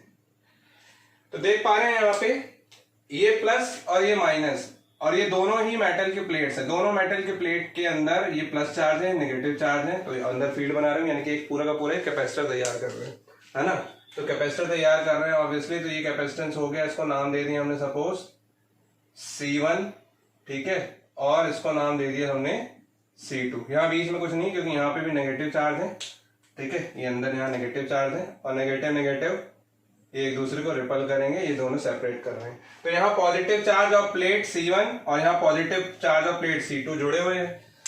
अगर ये जुड़े हुए तो बच्चों कैसे हैं, यहाँ पे किस कॉम्बिनेशन को शो कर रहे हैं, यहाँ पे पैरेलल कॉम्बिनेशन को। पैरेलल कॉम्बिनेशन में हमने देखा है कि अगर मान लीजिए मैं इसको एक प्लेट बोल रहा हूँ, एक कैपेसिटर बोल रहा हूँ, कैपेसिटर को नाम दे दिया मैंने C1, है ना, तो ये C1 है अगर मान लीजिए, तो इसका ये पॉजिटिव, इसकी ये पॉजिटिव प्लेट किससे कनेक्ट है, ए से, किससे कनेक्ट है, ए से, और दूसरा साइड जो है इसकी दूसरी प्लेट वो दूसरे कैपेसिटर के पॉजिटिव प्लेट से कनेक्ट है, मतलब कि दूसरी ये हो गई, दूसरा कैपेसिटेंस की पॉजिटिव प्लेट ये हो गई और पॉजिटिव पॉजिटिव हो गए और ये नेगेटिव नेगेटिव वाले साइड किस साइड से मिल रहे हैं आपके, नेगेटिव नेगेटिव साइड वाले बी साइड से। ठीक है, जब पॉजिटिव पॉजिटिव से मिल जाता है, एक ही टर्मिनल से जुड़े होते हैं, तो कैसे होते हैं वो, पैरेलल कॉम्बिनेशन तैयार कर रहे होते हैं, है ना। इसका नाम दे दिया मैंने C2। तो इक्विवेलेंट कैपेसिटेंस क्या होगा इनके बीच का बच्चों, इक्विवेलेंट कैपेसिटेंस होगा इनके बीच का, सपोज मैंने नाम दे दिया C, तो C इक्वल टू क्या हो जाएगा, पैरेलल में क्या होता है, सीधा सीधा ऐड हो जाता है ना। और आपने बोला ये एयर में रखे हुए हैं यहाँ पे, है ना, d डिस्टेंस से सेपरेट है, यहाँ पे ये d डिस्टेंस से सेपरेट है, ये पूरी की पूरी डिस्टेंस कितनी है बच्चों, d है, इसके बीच में भी कितनी है, d है, और यहाँ बीच में भी d है ना। तो C1 क्या होगा, C1 होगा बच्चों, एयर है तो एप्सिलॉन ए, एरिया A है अपॉन में d, है ना, कितना है डिस्टेंस d, तो ये आपने लिख दिया d। ठीक है, फिर plus C2 epsilon A by d, क्योंकि ये भी वही रहेगा, बीच का सेपरेशन d और एरिया A है, तो ये हो जाएगा आपका C is equal to 2 epsilon A by d, ये इसका आंसर हो जाएगा। ठीक है, सिमिलरली एक टाइप से और क्वेश्चन दिया जाता है यहाँ पे, वो भी देख लीजिए कि अब ये जो पॉजिटिव प्लेट है, ये जैसे हमने बनाया हुआ है ऐसे, ठीक है, इसके अंदर ट्रॉन्स का यानी कि बी का मेटल प्लेट का एक, है ना, एक प्लेट अंदर रहेगी और एक प्लेट बाहर रहेगी, इस तरीके से कॉम्बिनेशन बनाए। ठीक है, तब क्या होता है, तब देखिए आप। अब फिर से हम क्या करेंगे, ये एज्यूम करेंगे कि ए को पॉजिटिवली चार्ज बना दिया और बी को नेगेटिवली चार्ज बना दिया। तो ए को पॉजिटिव चार्ज बनाने से हम क्या करेंगे, हम ये बोलेंगे कि सारे के सारे पॉजिटिव चार्ज इसमें इस तरीके से एक्यूमुलेट हो जाएंगे और बी नेगेटिव है तो बी नेगेटिव की वजह से सारे के सारे ये नेगेटिव, यहाँ पे भी नेगेटिव। ठीक है, ये पॉजिटिव था ए, तो ए का ये वाला हिस्सा भी क्या पॉजिटिव, ये वाला हिस्सा भी पॉजिटिव, अंदर बाहर दोनों तरफ से पॉजिटिव। ठीक है, फिर उसके बाद ये नेगेटिव था तो ये नेगेटिव, ठीक है, ये नेगेटिव हो गया। तो बच्चों देखिए यहाँ पे इस बार प्लस माइनस का एक कॉम्बिनेशन बना है, यानी कि यहाँ पे एक कैपेसिटर तैयार हो रहा है आपका, ये है ना, ये इसको नाम दे दो सपोज 1। फिर एक यहाँ पे भी हो रहा है, जबकि यहाँ नहीं हुआ था, यहाँ पे हो रहा है क्योंकि यहाँ पे प्लस और ये माइनस है। देखिए यहाँ पे सेकंड प्लेट हो गई और, है ना, सेकंड कैपेसिटर तैयार हो रहा है, सेकंड रीजन है। यहाँ तीसरा देखिए, तीसरा भी रीजन तैयार हो रहा है क्योंकि यहाँ पे प्लस माइनस, यहाँ पे भी, तो तीनों ही कैपेसिटर बना रहे हैं और तीनों यहाँ पे किस कॉम्बिनेशन में लगे, तो वो भी देख लेते हैं बच्चों। यहाँ पे अगर मैं इसको बनाऊं तो ए जो है, ए इस कैपेसिटर से कनेक्ट है, यानी कि सपोज पॉजिटिव है ना, ये पॉजिटिव है ना, इसको ऐसे बनाना है तो ऐसे बना दीजिए, ऐसे समझ में आ रहा है तो ये, ठीक है, और ये वाला हिस्सा क्या है, ए से कनेक्ट है ना। ये कैपेसिटर हो गया, ये पॉजिटिव प्लेट और ये नेगेटिव प्लेट, और इसका नेगेटिव जो है, ठीक है, इसका नेगेटिव बी से कनेक्ट है, यानी कि ये बी हो गया। ठीक, ये बी की तरफ चला गया एक प्लेट, है ना, एक प्लेट नेगेटिव प्लेट उस तरफ चला गया, और ए की एक और पॉजिटिव प्लेट कनेक्ट है, ए की मतलब एक और पॉजिटिव प्लेट है ये, ठीक, और इसकी नेगेटिव प्लेट, यानी कि इसकी नेगेटिव प्लेट और इसकी नेगेटिव प्लेट दोनों क्या कर रही है, एक ही टर्मिनल बी से ऐड है ना, बी से कनेक्ट है मतलब। तो ये देखिए इस कैपेसिटर, जिसका कैपेसिटर मैंने बोल दिया सपोज C1 है, नेगेटिव प्लेट इस कैपेसिटर जिसका कैपेसिटेंस C2 है, उसकी नेगेटिव प्लेट से कनेक्ट है ना, और ये पॉजिटिव, ये वाला पॉजिटिव और ये वाला पॉजिटिव एक दूसरे से कनेक्ट है। तो ये एक दूसरे को पॉजिटिव पॉजिटिव से कनेक्ट होते, तो मैंने आपको क्या बताया कि दोनों ही कैपेसिटर्स कैसे हैं आपस में, पैरेलल में। लेकिन तीसरा कैपेसिटर भी है, तीसरा कैपेसिटर कौन सा है, ये इसकी पॉजिटिव प्लेट, इसकी पॉजिटिव प्लेट जो है फिर से बी के नेगेटिव प्लेट के साथ कनेक्ट है, यानी कि बी के साथ कनेक्ट है, तो बी की ये नेगेटिव प्लेट हो गई और ये पॉजिटिव प्लेट हो गई, है ना। तो देखिए ए इससे कनेक्ट है और इससे भी कनेक्ट है, तो ए जो है ये ए है सपोज, ए की पॉजिटिव प्लेट C1 से, मतलब C1 की पॉजिटिव प्लेट से, ए C2 की पॉजिटिव प्लेट से और ए C3 की पॉजिटिव प्लेट से भी कनेक्ट है, जबकि बी इस C1 C2 C3 तीनों की नेगेटिव प्लेट से कनेक्ट है। तो ये तीनों आपस में कैसे हैं बच्चों, पैरेलल है। तो फिर से इसका parallel combination C equal to क्या होगा, इस बार तीन कैपेसिटर्स हैं, तीन बार जुड़ेगा, और इस बार epsilon A by D plus epsilon A by D plus epsilon A by D, तो कितना हो जाएगा, C equal to 3 epsilon A upon D, है ना। तो ये इसका आंसर हो जाएगा। तो इस तरीके से भी कॉम्बिनेशन मेटल्स की प्लेट से प्रॉन्स की शेप में बनाए जा सकते हैं। ठीक है, चलिए जल्दी से इसको नोट कीजिए। तो मैं दूसरा क्वेश्चन आपको बताता हूँ। सी स्टूडेंट, बहुत ही अच्छा क्वेश्चन दिया हुआ है आपको। Obtain the equivalent capacitance of the following network for supply of 600 volt, ये दी हुई 600 volt, determine the charge end voltage across each capacitor. ये नेटवर्क दिया हुआ है बच्चों, कैपेसिटेटिव नेटवर्क C1, C2, C3 और ये C4 की वैल्यू C4 दिया हुआ है ना। यहाँ पे आपको समझ में आ रहा होगा कि C2 और C3 आपस में सीरीज में लगे हुए हैं और इनका जो कॉम्बिनेशन है वो C1 के साथ पैरेलल में लगा हुआ है और C4 इनके साथ सीरीज में लगा हुआ, इनके साथ। कैसे, देखिए समझ में आ रहा होगा आपको शायद। इसको अगर मैं ऐसे ड्रॉ करूं तो ये देखिए जो C4 का ये वाला टर्मिनल, नेगेटिव टर्मिनल, इसको खोल के मैं यहां ले आता हूं, ये ठीक है, ये हो जाएगा C4, ये C4, ठीक। और उसके बाद ये पॉजिटिव टर्मिनल से, ये देखिए ये वाला टर्मिनल यहां खत्म हुआ, इस टर्मिनल के साथ C2 C3, C2 यानी कि ये C2 ऐसे लगे हुए हैं, ठीक है, C2 और ये C3 ऐसे लगे हुए हैं, ठीक।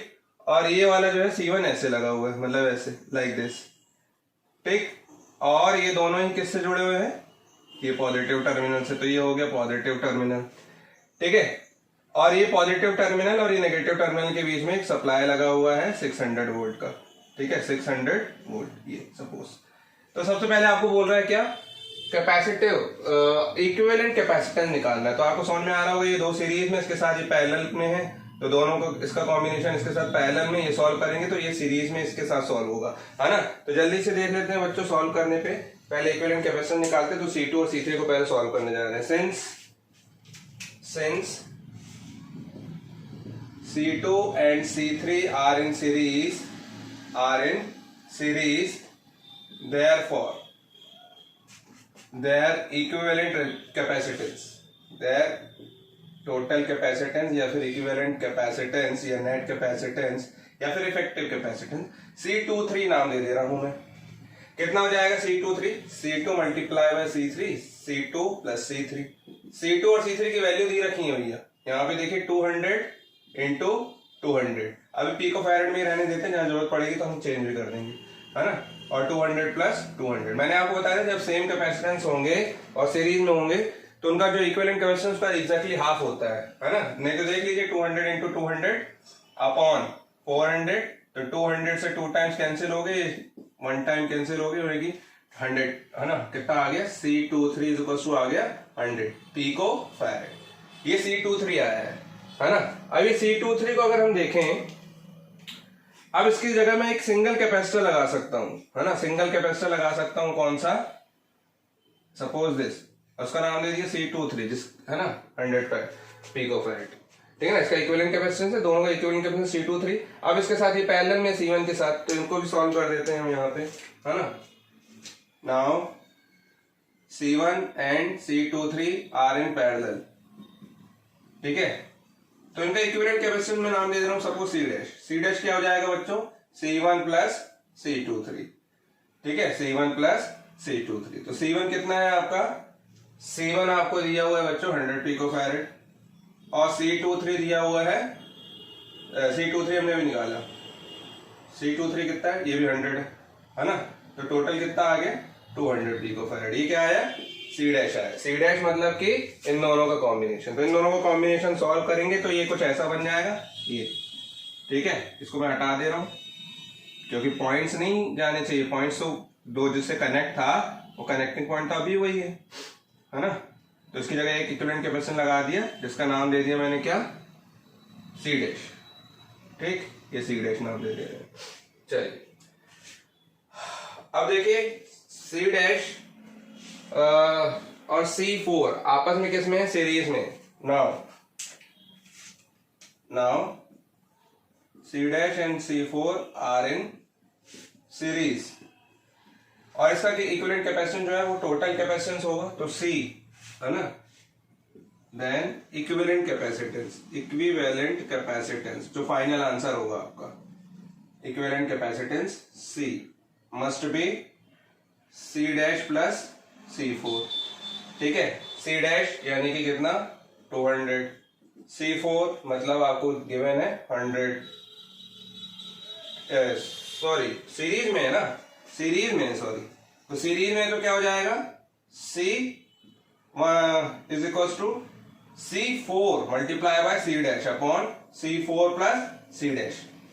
सीरीज में है तो मल्टीप्लाई होगा, वन रेसिप्रोकल उसके ऐड होते हैं, तो C4 multiply by C dash. C4 कितना है, C4 है आपका 100 और C डैश कितना है, C डैश है 200, इन्हीं का सम हो जाएगा नीचे। ठीक है, तो ये कितना हो जाएगा, 100 इंटू 200 ही रहने दीजिए अपॉन में 300। ठीक, जीरोस कैंसिल कर दीजिए, तो ये अभी भी क्या आ जाएगा 200/3। तो C आ गया टोटल आपका 200/3 पिको फैरेड, है ना। ये आपका आंसर हो गया। ठीक है, आंसर हो गया, मतलब कि एक आंसर हो गया। आपको बोल रहा था इक्विवेलेंट कैपेसिटेंस निकालने को। अभी आपसे बोल रहा है क्या, 600 वोल्टेज अगर लगा हुआ है सप्लाई में दोनों टर्मिनल में, तो आप बताइए चार्ज और वोल्टेज, हर कैपेसिटर पे आपको चार्ज और वोल्टेज फाइंड आउट करना है बच्चों।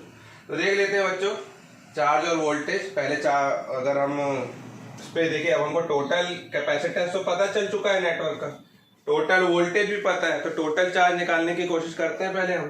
ठीक है, तो देखिए यहाँ पे टोटल चार्ज मैं बोल रहा हूँ, है ना, टोटल चार्ज। यहाँ पे मैं इस नेटवर्क को या तो रफ कर देता हूँ अगर ये समझ में आ गया है तो। ठीक है, आप स्क्रीनशॉट वगैरह ले लिया कीजिए, मैं इसको हटा रहा हूँ। ठीक, इसको हटा रहा हूँ फिलहाल ये। ठीक है, और यहाँ पे लिख दे रहा हूँ total charge. Total charge, total charge कितना है, Q is equal to CV। तो टोटल कैपेसिटेंस, और टोटल कैपेसिटेंस 200/3 है, 200/3। ठीक है, और टोटल पोटेंशियल है आपका ये। ठीक है, मतलब टोटल वोल्टेज जो आपने लगाया हुआ है ये। ठीक, और क्योंकि मुझे अब चार्ज है, वो चार्ज कैपेसिटेंस जो है आपका किसमें, पिको फैरेड में है, मैं क्या कर देता हूँ, इसको चेंज कर देता हूँ 200 में 200/3 में 10⁻⁻12 का मल्टीप्लाई कर देता हूँ, ताकि फेरेड में चेंज हो जाए, ताकि हमारा जो आंसर है चार्ज, टोटल चार्ज कूलम में आ जाए, है ना। अब मैं V का मल्टीप्लाई कर दे रहा हूँ 600, तो 3 से ये 2 टाइम्स चला जाएगा 200, तो ये हो जाएगा 2 2 जा 400, है ना। 400 इंटू 10⁻12 यानी कि 400 इंटू 10⁻⁻12 का मतलब है 4 इंटू 10⁻⁸ कूलम। ये टोटल चार्ज आ गया बच्चे, है ना। टोटल चार्ज टोटल कैपेसिटेंस पे, और टोटल कैपेसिटेंस आपका कितना है, C। ठीक है, ये टोटल चार्ज आपका C4 और C डैश पे भी होगा, है ना। ये टोटल चार्ज आपका C4 और C डैश पे भी होगा, तो C4 पे तो हम इजीली अभी निकाल सकते हैं। देखिए टोटल, इस पे टोटल चार्ज पता है ना, टोटल चार्ज पता है और इसका कैपेसिटेंस पता है, यानी कि इस पे हम क्या निकाल सकते हैं, पोटेंशियल।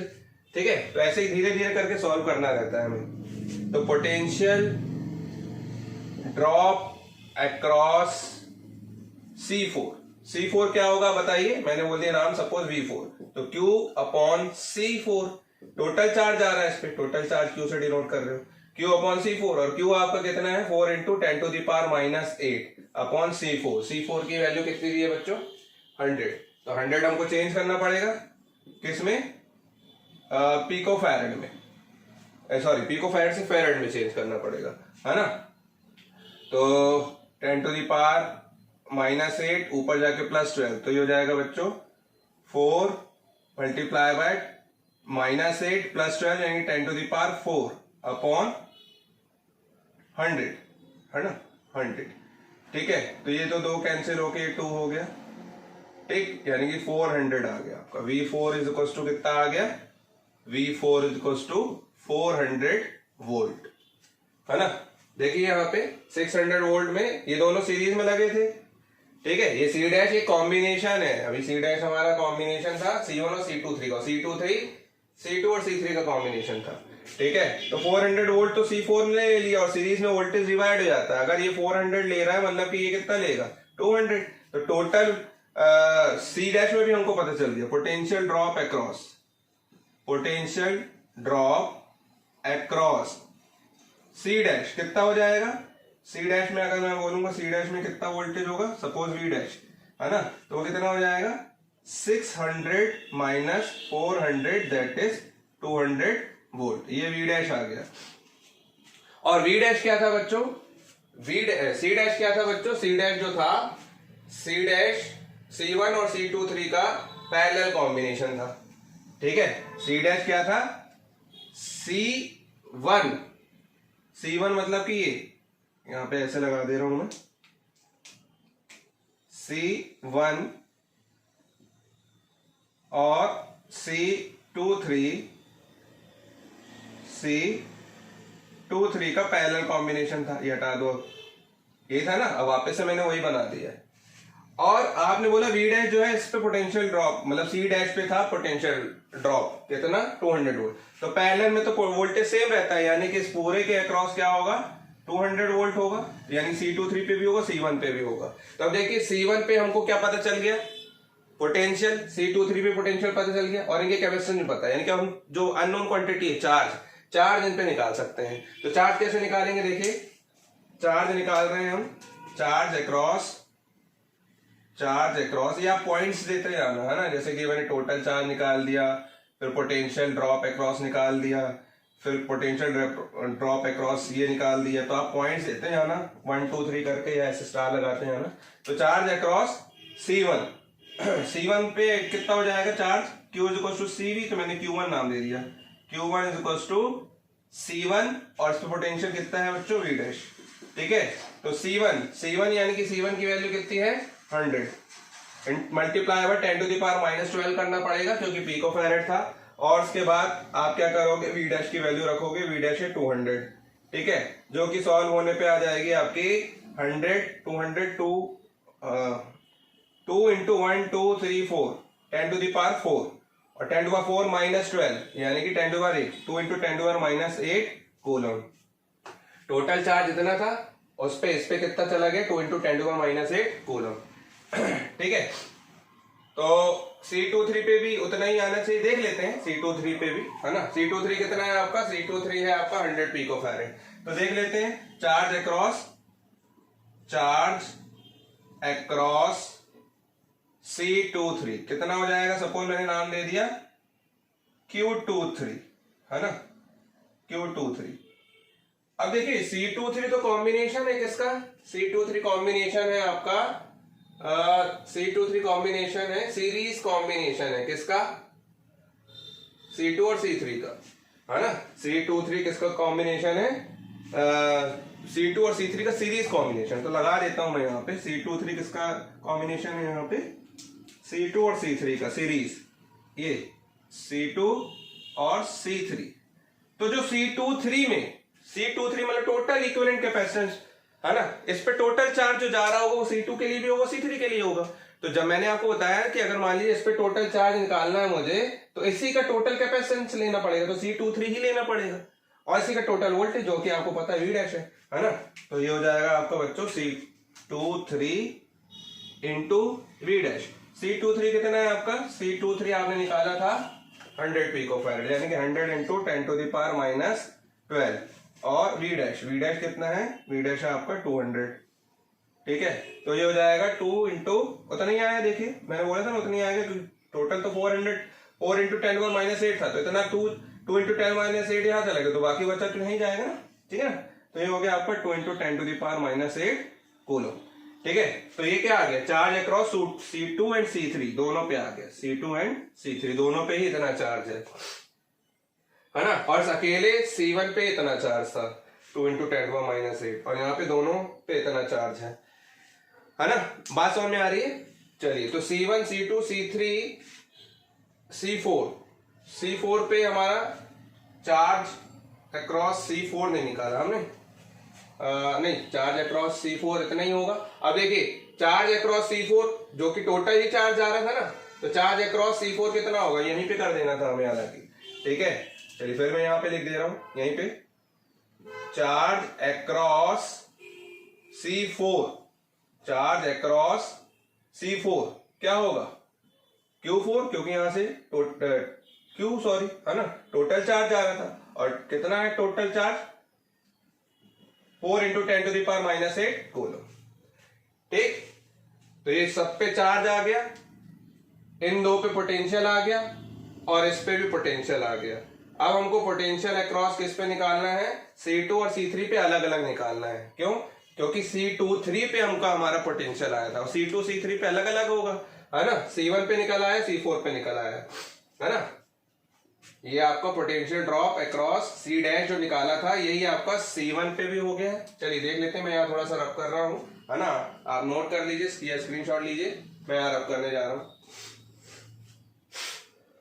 चलिए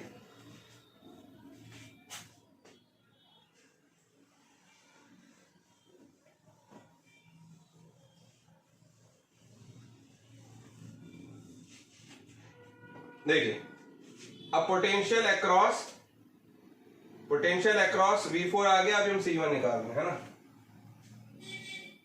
यहां पे सॉल्यूशन में हटाओ, पोटेंशियल ड्रॉप या volt potential difference across C1 पे के अक्रॉस पोटेंशियल कितना है बच्चों? V डैश ही है ना। V dash is equal to 200 volt. ये आ गया आपका एक आंसर। अब C2 और C3 पे निकालना है ना। C2 और C3 पे, तो now potential drop across C2, ठीक है, C2 निकालना है। तो C2 पे चार्ज मुझे पता है और कैपेसिटेंस पता है ना। तो C2 पे चार्ज, पोटेंशियल ड्रॉप निकालना है तो V इज इक्वल टू क्या हो जाएगा? V is equal to, suppose मैंने नाम ले दिया V2, कितना हो जाएगा उस पर? टोटल चार्ज कितना जा रहा था C2 पे जा रहा था Q23, है ना। तो Q23 अपॉन C2, ठीक है। और Q23 कितना है? 2 × 10⁻⁻8। बच्चों ये इजी है, आप लोग बिल्कुल, मुझे मैं आपको बता रहा हूं एक्सप्लेन करके, इसलिए थोड़ा सा लेंथी लग रहा होगा। आप जब क्वेश्चन सॉल्व करेंगे तो इजी लगेगा, बस कंसेप्ट को समझते चलिए, ठीक है ना। C2 कितना है बच्चों? C2 है आपका 200, लेकिन 10⁻⁻12 मल्टीप्लाई करना पड़ेगा। तो कितना हो जाएगा? 200, ये हो जाएगा आपका 10⁻⁻12 प्लस 2 यानी 10/10 - 2 यानी कि 10⁻2 यानी 100 क्या? वोल्ट, है ना, 100 वोल्ट, ठीक है। V2 पे कितना है? 100 वोल्ट। तो देखिए बच्चों, टोटल C2 और C3 पे जो कॉम्बिनेशन है वो कितना है? 200 वोल्ट का है। टोटल 200 है दोनों पे, एक में 100 है तो दूसरे में भी कितना होगा? 100 होगा। उसका रीजन ये है कि C2 और C3 दोनों ही क्या है? 200 पिकोफैरेड के हैं, तो बराबर वोल्टेज डिवाइड होगा, है ना। therefore या since C2 and C3 are of same capacitance, आपको मैथमेटिकली निकालना है, ठीक है, नहीं तो आप ऐसे भी लिख सकते हो जैसे मैं लिख रहा हूं, are of same capacitance and having same charge, therefore potential drop across C3 will be same, that is कितना? 100 वोल्ट, है ना। V2 ही होगा 100, है ना। V3 नाम दे दो, चलो V3 equals to V2 is equals to 100 volt, ठीक है। तो सारी चीजें आ गई, सब पे चार्ज आ गया, सब पे पोटेंशियल ड्रॉप आ गया और इक्विवेलेंट कैपेसिटेंस भी आ गया, ठीक है। और फाइनल में समरी में आप पूरे आंसर एक साथ लिख देना, ठीक। तो बच्चों इस तरीके से क्वेश्चन किया जाता है। एक क्वेश्चन, लास्ट क्वेश्चन और देखते हैं हम, है ना, जो स्विच वाला है, मतलब कि स्विच जिसमें लगा रहता है, स्विच की पोजीशन पे डिपेंड करता है कैपेसिटेंस, ठीक है ना, कैपेसिटेंस कितना होगा। तो जल्दी से इसको नोट कर लीजिए। See students, calculate the charges which will flow in section 1 and section 2 when key K is pressed. ये नेटवर्क दिया हुआ है, C1 C2 कैपेसिटर ऐसे लगे और K स्विच यहाँ पे लगा है बच्चों। इस बार क्या है? स्विच, और ये स्विच ओपन है फिलहाल। स्टार्टिंग में स्विच कैसा है? ओपन है, ठीक है। और ये E बैटरी लगी है ना, सेल है एक्चुअली, ठीक है।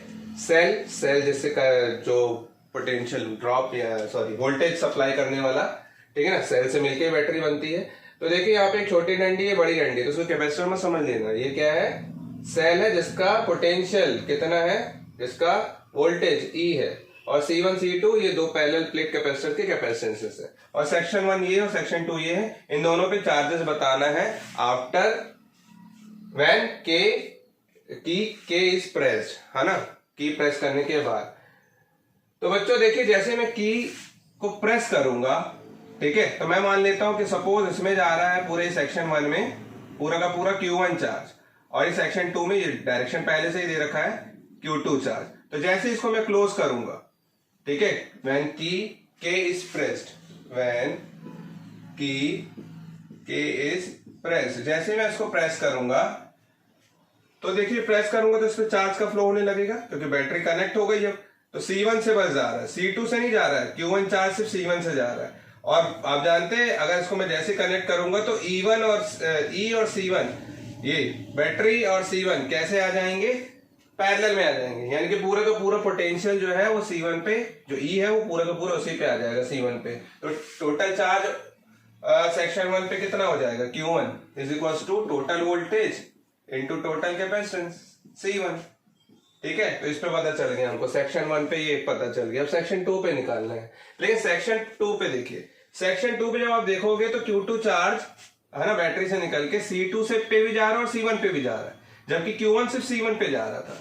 यानी कि हमको C2 और C1 का इक्विवेलेंट कैपेसिटेंस लेना पड़ेगा, क्योंकि Q2 चार्ज दोनों पे जा रहा है। आप यहाँ पे बोलोगे as C1 and C2 are in series, ठीक है। अब सीरीज पे कैसे है देखिए, यहाँ पे Q2 चार्ज जा रहा है, की जैसे प्रेस किया तो ये C2 से जाएगा, फिर यहाँ से ये C2 से होता हुआ किससे जाएगा, C1 से जाएगा, ठीक है। ये सेक्शन 2 पे पूरा का पूरा जा रहा है, ठीक है। हमको चार्ज Q2 निकालना है, ठीक। अब जैसे C1 पे जा रहा है तो C1 पे तो फिर Q1 और Q2 दोनों ही जाते जाते तो है ना, लेकिन हमें सेक्शन 1 और सेक्शन 2 पे पूछ रहा है। सेक्शन 1 और सेक्शन 2 पे मैंने बोला इस पे Q1 है और इस पे Q2 है, केवल इसकी बात करें तो इस पे Q1 प्लस Q2 दोनों जा रहा है, ठीक है। लेकिन मुझे एक चार्ज अक्रॉस C1 नहीं पूछा है, मुझे charge across section 1 and section 2 पूछा था, ठीक है। तो चार्ज अक्रॉस सेक्शन 2 जो होगा वो C2 और C1 से जाएगा, और दोनों ही क्या मिल रहे हैं उसको, कैसे मिल रहे हैं, सीरीज में मिल रहे हैं, है ना। तो C1 and C2 in series when charge Q2 flows through C1 and C2, तो क्या होगा इनका, है ना, then their equivalent capacitance, equivalent capacitance किसका, C1 एंड C2 का। मैंने बोल दिया सपोज क्या है C, तो कितना हो जाएगा C1 multiply by C2 upon C1 plus C2, है ना, यही होगा। वैल्यू तो दी नहीं है, ठीक है। तो बस ये आपको मिल गया। अब आपको क्या निकालना है, चार्ज निकालना है। तो चार्ज अक्रॉस सेक्शन 2 कितना हो जाएगा, Q2 is equal to total voltage, total voltage इसमें कितना है, टोटल वोल्टेज है बच्चों यहाँ पे अभी भी E है ना, क्या है, E है, दोनों साइड एक ही बैटरी थी, तो यहाँ पे टोटल वोल्टेज इस पे कितना E है, और C2 उसके बाद क्या है, इन दोनों का कॉम्बिनेशन यानी कि C, यानी कि E into C1 C2 upon C1 plus C2, ठीक है। इक्वेशन 1 इक्वेशन 2 यही दोनों क्या होंगे, आंसर होंगे। सेक्शन 1 और सेक्शन 2 में चार्ज फ्लो पूछ रहा था, चार्ज का फ्लो, ठीक है। तो ये इजी सा क्वेश्चन था ये, ठीक है बच्चों। तो इस तरीके से क्वेश्चन करने हैं आपको, ये बहुत सारे क्वेश्चन आज हमने कर लिए हैं, और भी बहुत सारे क्वेश्चन करने हैं हमें हालांकि, लेकिन अब हम पढ़ेंगे नेक्स्ट वीडियो में energy stored in the capacitor, और उस पर फिर न्यूमेरिकल भी करेंगे, ठीक है।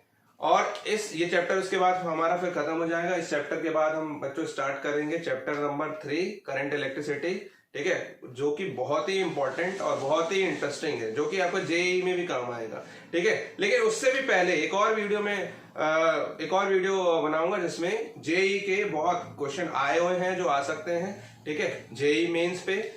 तो उसके लिए हम बहुत सारे कैपेसिटर पे क्वेश्चन करने वाले हैं, ठीक है बच्चों। तो आज के लिए इतना ही, थैंक यू, बाय बाय।